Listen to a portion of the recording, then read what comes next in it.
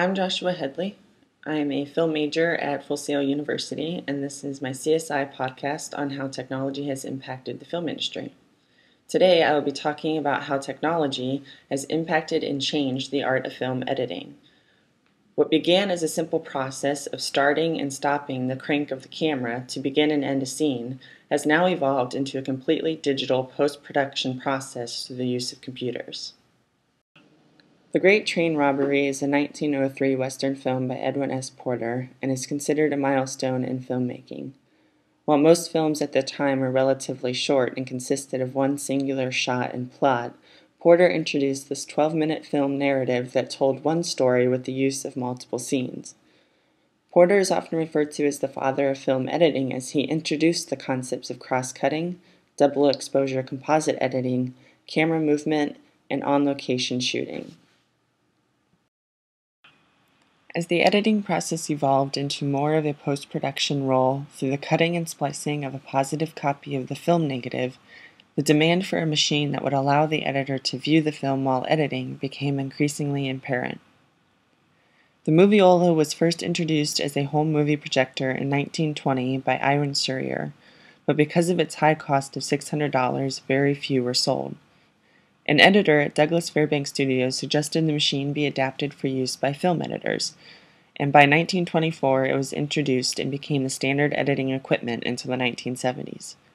The Moviola allowed editors to study individual shots of the film and determine more precisely where the best cut point might be. By the 1970s, the flatbed editor became increasingly popular, although it never completely replaced the Moviola. The need for the flatbed editor was based mostly on the lack of a high-speed operating Moviola. Because picture and sound are usually recorded separately, it is the editor's job to synchronize them.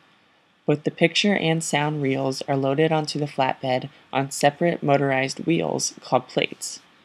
The plates move forwards and backwards separately or can be locked together to maintain synchronization. After loading the reels, the editor advances the frame to find where the two parts of the clapperboard came together, and then repeats the process on the sound plate to find the frame with the clap sound.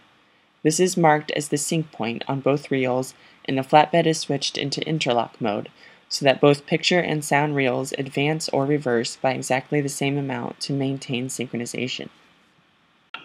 After the increasing demand for computers in the mid-90s, both the Moviola and flatbed editing systems would be almost completely replaced by a nonlinear editing system. The most common editing techniques today are performed digitally through the use of computers and various editing software.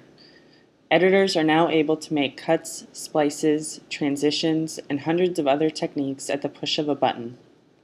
The film is loaded onto a computer system, and with the help of editing software such as Final Cut Pro and Avid, the editor has quick and easy access to every frame of the film.